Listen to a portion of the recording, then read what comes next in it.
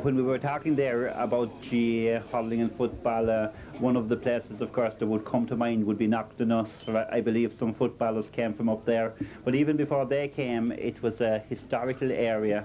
And I've got Paddy Crowley here with me. The Battle of Knocknanuss, Paddy, is one of the famous ones, isn't it? It is. The Battle of Knocknanuss was in 1647, 13th November, on a Saturday.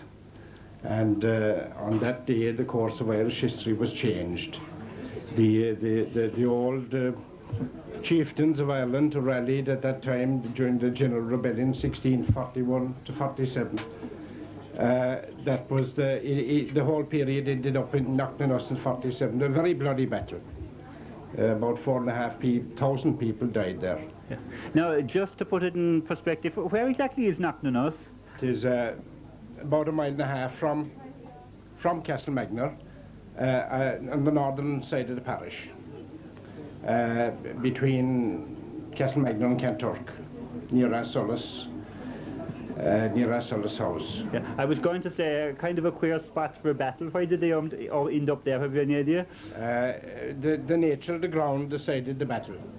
The Irish troops were on the high ground, and the English were on the low ground, and the Irish troops did well at the start of the battle, and then they fell to looting the enemy wagons and things, and for that reason they were beaten, and a very large number of men died there.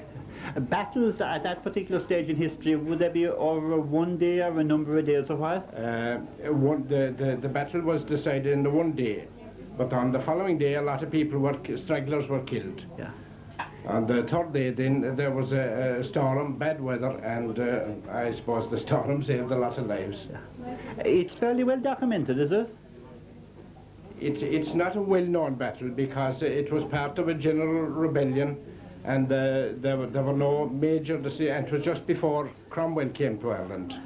And of course Cromwell is so well known, and his campaign throughout Ireland so well known that he took the spotlight off of Knocknanuss. Yeah.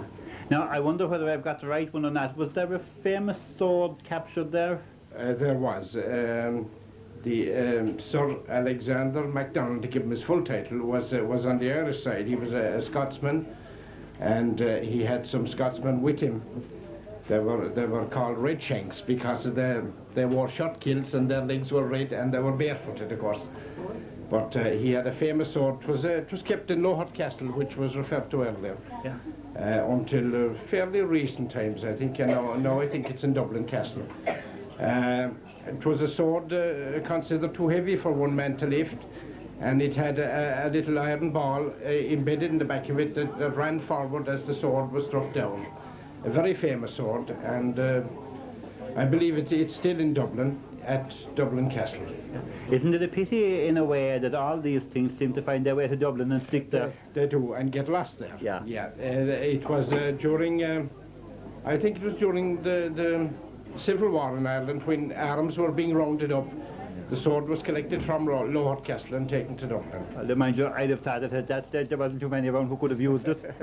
No. Is there an interest among local historians in that in Knocknanuss? Oh, there is, and the army historians often call to the area and give lectures at Knocknanuss and describe the battle as it happened. For kind of strategic learning, would it be? Yes, exactly, yeah. The Irish had the high ground, and they had the services of a fairly good soldier, experienced soldier, but their general was a bad one, General Taff. The English general was Lord Inchiquin, and but the Irish had the advantage of the good ground as the battle began, and they might have won the battle, but for Lord General Taff, who retreated when the first volley was fired at him, and that ended the Irish chieftain's power in Ireland. Tell me, a lot of people would have died. What would they have done with him? The Sir Alexander MacDonald was buried in Ramahar, in the parish, for 3 days, and afterwards his body was taken to Clonmene and buried there. The bones of the others, a lot of them were buried. They were grouped in the area, and They were buried, but their bones were subsequently uncovered, and they were all moved to, they were carried to Buttevant, to the Franciscan Friary in Buttevant, buried there.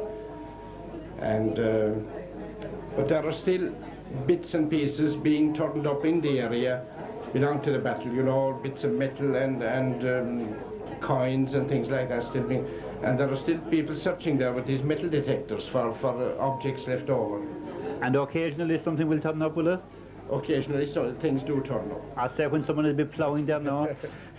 Usually things, fellas lose spanners and things. That's the again the thing that turns up now, because the objects after the battle must be fairly deteriorated by now and fairly far gone. What would they have been fighting with? Swords? They had muskets, but usually they fired just one shot with a musket and then took out the sword, and they had pikes as well. But swords was the main instrument in the battle. Wasn't it a reasonable... Yeah, sorry, go on. It was a very bloody affair. It was, I think, the bloodiest battle in Irish history. 4,500 men died. So not alone have Castlemagner good footballers and Camogie players, they have the bloodiest battle in Ireland. the bloody, yeah, it was the centre stage of Irish politics for a short time. And the English rule, in a sense, was established there in 1647. Shortly afterwards, 1649, Cromwell came to Ireland, and eventually Irish rule was finished, as you know, at the Battle of the Boyne in 1690, and you had the Act of Union after that, and it was the end of the old Catholic Irish power in Ireland. Paddy Crowley, thank you very much indeed.